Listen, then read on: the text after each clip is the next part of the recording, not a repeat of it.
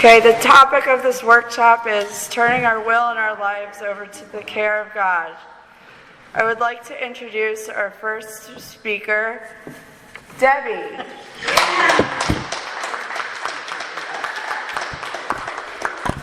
How long do I need to speak? 25, 30 minutes. Okay. All right. I'm an addict. My name's Debbie. Hi, Debbie. So my topic is, and I have to keep looking, turning our will and our lives over to the care of God. Okay. Thank you. When I first read that, I'm like, what I believe about that statement or that third step today is nowhere near what it was like when I first came in here. You know, I thought I could do step 1 because they said I had to, 4 and 11, and I was going to be done. Like I skip it all. But it didn't work. You know, my first 90 days, I was so insanely miserable because I hadn't really admitted that I was powerless over my addiction. Like I heard somebody speak earlier today. Like it took me a good many years to realize that it was divine intervention that led me here. It was not. I wasn't somebody who was living on the street. I wasn't somebody that was sticking needles in my neck. I wasn't. My life, I had a lot of denial about what was going on. It was totally insane, but I lived on the bottom like that, emotionally and mentally, and I could stay that way. You know, I was a battered woman. Those were the kind of men that were in my life, and I had children, and I had a position, like I was doing this thing, and of course you would use, you know, the craziness that was going on, anybody would. But, so I didn't really see that I had a problem. How did I end up here? You know, I was in my town. It was around Christmas, and you know, my ex-husband was really violent, and I had money for Christmas, and I always went to the bar. I always sat on the bar stool, and there I was. And he came in, and he seemed to think that I was spending some money that was given to me for my children, and I wasn't. Like I went to the bar, I didn't have to buy a drink. And that's just the way, you know, back then. I hung out with the characters. And he came in that bar and he picked me up and threw me across the room, and I went under the pool table and busted my face open, and you know, and I was going to press charges on him. That's what I was going to do, because there was a man there that said he should have never done that to you. Okay, we'll go across the street. And I did that. Well, in that whole process, I met a woman who was the court clerk, and she was in Al-Anon. And she said to me, you know, you need to do something, like go to Al-Anon. She gave me, and I started to. I went to Al-Anon. But oh my God, what a story that was. I'm like, these women are crazy. They talked about their drunks. I'm like, well, didn't he always try and steal your drugs? You know, didn't you sit on the bar stool next? Where were those people? And I would say that to her, and she said, Debbie, you just stick with the 12-step fellowship and you will find where you belong. And I believed her. She was the first person that ever said anything that made any sense to me. This is what you need to do. Because my life was insane. At the same time, my denial was so great. I was fucking fine. I was fine. I didn't need any help. And but I kept connected, and you know, a different turn of events happened, and I was going to Al-Anon. My second ex was in rehab, and I didn't relate to those women either, but I believed that I would find my way somehow. And there was a woman in the corner sitting over there, and she had long hair and t-shirt and jeans, and you know, and when she opened her mouth and spoke, I understood what she was saying. I don't know what it was. She was speaking my language. I don't even know. She didn't speak like the rest of them. And I asked her to sponsor me, my Al-Anon sponsor. And meanwhile, I was absolutely out of my mind because he had gone to rehab and was not going to drink. And I said, well, I just won't drink for a year and give you a chance to get your life together. And I also snorted crank. And I decided I wasn't going to do that either, you know, out of nowhere. I really lost it, you know, but I believed I could, and I couldn't. And so while I was involved with this woman, I was on the phone with her because I couldn't use, and I was going to the doctor because I needed something because I was a wreck. And I was going through withdrawal and didn't even know that's what was happening. And these doctors were writing me a prescription for Valium and giving it to me. And I was going home and I was calling her and telling her, you know, I have this prescription here. And she was like, no, don't do that. Throw it away. Throw it away. And little did I know that this woman was a recovering addict in Narcotics Anonymous. And I didn't even know that, the connection, before I even knew what she was about. I could cry about it because it's that peace that we have. We're connected here, right here, and I felt it in her. And she, after a while, she invited me to a Recovery Road meeting in Manahawkin. That was the name. It was on Recovery Road, and that was the name of the meeting. You know, and I went there, and I knew. It was the last time I'd been to the doctor. I had a prescription again. She invited me to come, and I said I would go. And then as soon as I got off the phone, something in me was like, "You don't need to go there. You don't know what that's about. You can make up some excuse." But I knew I would see her. So it was like, you know, when you don't do your homework or you don't want to go to work and you're making up the story. It was just bullshit. I was making up stories, you know. So I went, and I don't know what I heard that day at all, because I was really out of my mind. But I felt something. I felt it. I don't know what was going on, but I know when they went around the room, they were talking about stuff that I had never heard people talk about before. Some guy came dancing in with a little cap on his head, sat down, and they would raise their hand and come up with a topic. And the topic was surrender. And I was like, oh my God. What is this? Surrender. I was tortured. My head was insane. My body, there was no spirit. Surrender. What is that? How can you let go? How can you do that? It was frightening. But I wanted what he was talking about. I wanted to understand that, because that's not my existence, you know.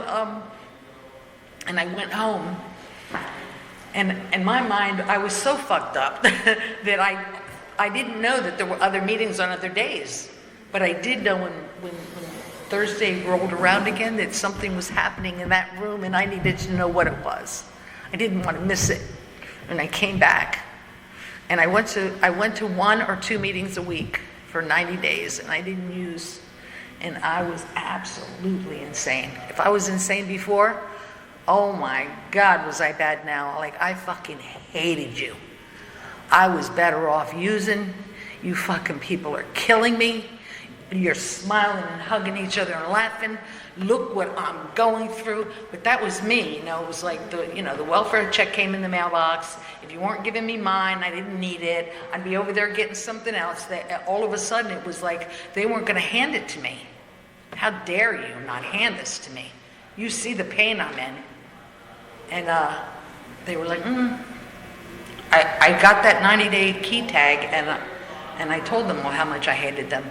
I don't even know why I'm here. I walked across the parking lot thinking, why are you even doing this? But I went in and did it anyway. Because see, the divine intervention, God brought me and kept me there, because I did not want to be there. And don't you know, they talk about crosstalk. A woman across the room said to me, yeah, Debbie, if I was going to 2 meetings a week, I'd be hanging on the edge too. And I thought, you bitch, I'm suffering and you're going to say that to me? You know? And I drove home that night and I thought to myself, what kind of a reaction was that? She must have hit a nerve. And after that 90 days, I made a commitment to do 90 meetings in 90 days, and it changed my life. I didn't know it was going to change my life. I didn't believe it was going to. As a matter of fact, I was going to do the 90 and 90, and I was going to prove to you that this doesn't work for me. And it worked, you know. I started to understand steps 1, 2, and 3 a little bit better, because I did. And you know what?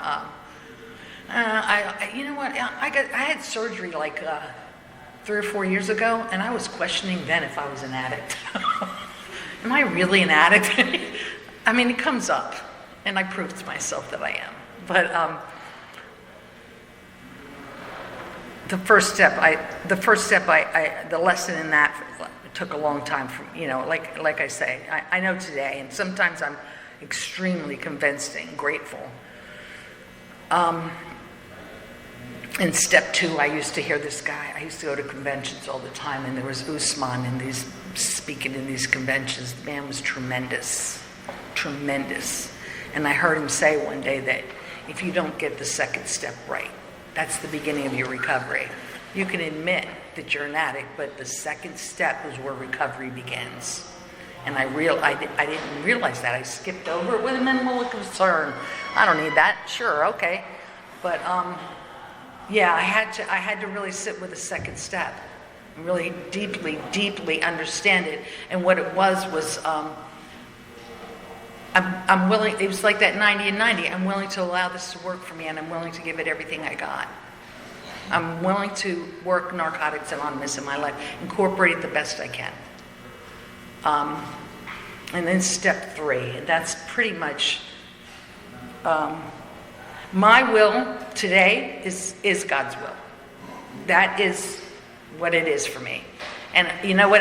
It's I could say that and know that it's fact, but it didn't come easy. No, sir. It did not. And in early recovery, I was sitting at home reading the newspaper, and there was this advertisement for this church, and it said, the first one to come gets a case of beer. And I'm like, what is this? That's crazy. And I ignored it, right? And then a month later, the paper came out again. It was one of those daily papers that they have in Monmouth County, Ocean County. And then it said, first 10 people to come you can go in to win this car. And I'm like, who are these people? Like, I don't know who they are. They're a little odd. And I looked it up, and I checked it out, and I showed up. I showed up at that crazy church with that crazy man. And I started meditation there. That was part of what they did. The prayer, the man was tremendous, really. And it was life-changing. I was there for 5 years, and I cried a lot. And it was like letting out the emotional pain, because I couldn't feel my heart, my spirit when I came here. It was dark. I could not feel that little spark. And you go into that church, and in the course of that 5 years, and being in NA, and knowing, because it said if God is my understanding in those parentheses, is the only reason I stayed. Because if you were going to tell me there was a God, I was going to be somewhere else. But it was a God of my understanding. What do I understand? What is this power for me? And I do use the word God today, but I use the word higher power more, because to me it's pretty much all inclusive. Because some people don't believe in God at all, but there is a power greater than themselves here, But in that church, one day they had a baptism. And they went down to a lake out in Whiting, Keswick Lake. And they invited people to come down, and they said, this baptism is yours. It's between you and God. And whatever you want it to be. And I went down there, and if I go underwater on any level, I panic. I can't. I don't know how to swim, so I almost drowned so many times. But I went down there, and they submerged me in this water. And when I went under, I was there for long enough to realize that I was under this water, and there was total silence in that moment. And when I came out, I offered my spirit to this God, wherever this God was. And it was my third step. That was it. That was my third step in action. I needed to physically do that. And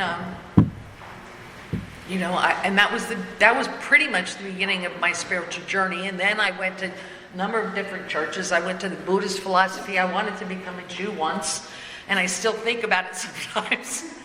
Because I know a lot of Jewish girls that come to our meetings, but I studied the Course in Miracles, which was an amazing message for me, and that was in early recovery. People were searching, and that's the stuff they brought to me. And I will visit a church. I went to a Quaker church for a good many years too. just searching, and it didn't matter where I went. God was there. The Spirit was there. And I learned how to realize that I don't need to know up here. This isn't where my higher power exists. It's here. And I believe we communicate there. I know we do. We don't realize, we think it's our eyes and our ears and our words, but it's really, there is something here. And if you can still your mind in that meditative lessons, you learn how to do that, how to walk in silence like that, you can communicate with people on that level. And I exercise that, I practice that. That is how I live today. And something, I know that I'm an addict because I know if I don't continue to practice what I've put in place to live a spiritual life, my spiritual life, and stay connected to my higher power. I do it at night before I go to bed, and I do it in the morning. I pull up YouTube on my phone. I pull it up and I listen to something, whatever suits my fancy that day, and it's usually God-centered. All kinds of stuff is on YouTube, all kinds of religious stuff. And lately I went back to the Course in Miracles. I study with these women. And you know what? I take what I want and I leave the rest. That's what I do. Because I am the boss of everything. And I realized when I started studying that again, that's where I learned forgiveness. That's where I learned, and forgiveness was so important in my recovery because I hated myself. And I was a battered wife, battered woman. Any man that went out with me, I would provoke them to kick my ass because my mother beat me. So if you love me, you're going to smack me, right? That's how it works. And I needed to not just find forgiveness in the people that hurt me, but I needed to find forgiveness in myself. And I just recently have studied it again and realized that it's not me forgiving you. It's me finding forgiveness. When I can be in that position, and it comes from a power greater than myself. If I can be still and listen, the forgiveness comes. And when it does, the judgment is gone, the love is there. It's like a transition. It happens, and it's magical to me, And I believe that this addict, my mind doesn't think that way. I get defensive and I get cocky, and sometimes I get cocky and say smart things, and I don't really mean them, but I think it's just protecting myself sometimes.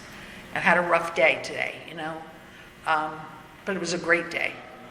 I'm substituting, like I rent a house that behind me, and I have a mortgage. This is first. I'm 70 years old. I bought a house. What the hell? Are you kidding me? Why? I don't even know. I swore I would never do it, but I did. And the house in the back, the tenants moved out, and I started to stress about money. I was like, oh, and I was like, no. Why would I do that? God's got me, and I mean it. And damn if, like the art teacher in the school up the street where I substitute twice a week went in for surgery and he's been gone for 2 weeks, and I paid my mortgage just like that. That's right. And and it happened today. I paid it just before I left and came down here, and I'm not worried about next month. That's right. Yeah, more will be revealed. If I could stay open and be still and know, I think the young man that was here before who shared, I'm teachable, help me. The humility in his message. Yes. And that's what it is. Like, you know what? We open our hearts to each other. This is a life-threatening illness.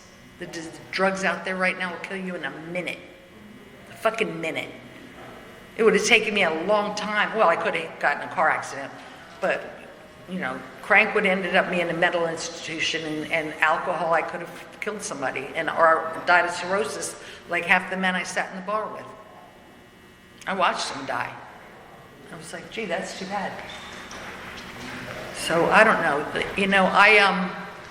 Is my time up yet? You're doing well. You're keeping me awake. I think you've got like 15, 20 minutes. Okay. 15, 20? Yeah. Okay. Anyway, I don't mean to be so fresh, but I'm fresh lately. I got a lot of stuff that has happened in my family that hurt me, and I felt hurt, and I felt the anger, and I wanted to blame them, and I realized that I don't live like that, I don't want to feel that. So I've gotten to the point where I have found some forgiveness, and sometimes I have to make up stories, like when somebody passes.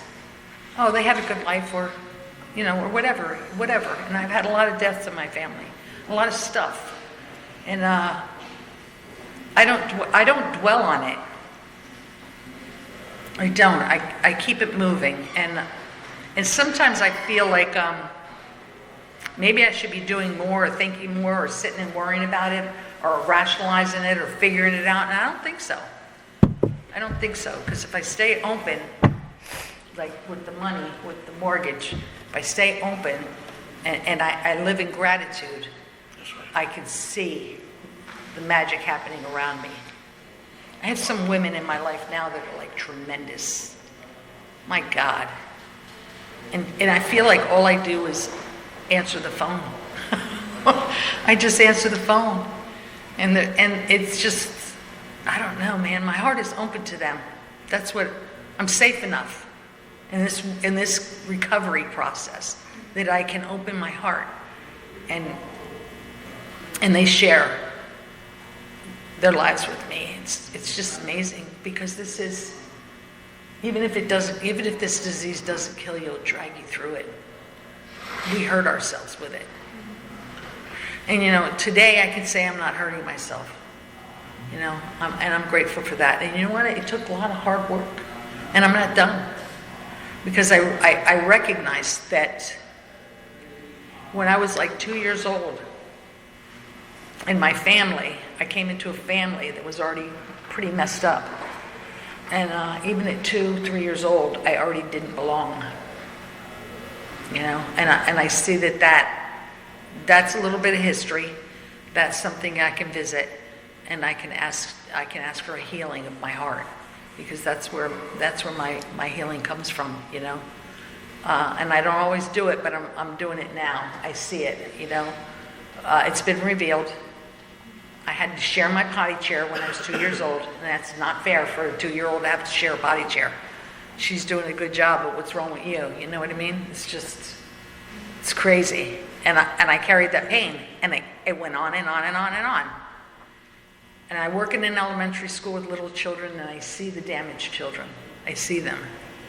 And I think that's why I go. That's why I sub, to be with the children and to see what this disease will do to other people's, to children. We raise them, It's painful. I don't know. Well, you know what I'd like to do? I'd like to close and hear this young man, Brian, share on his topic.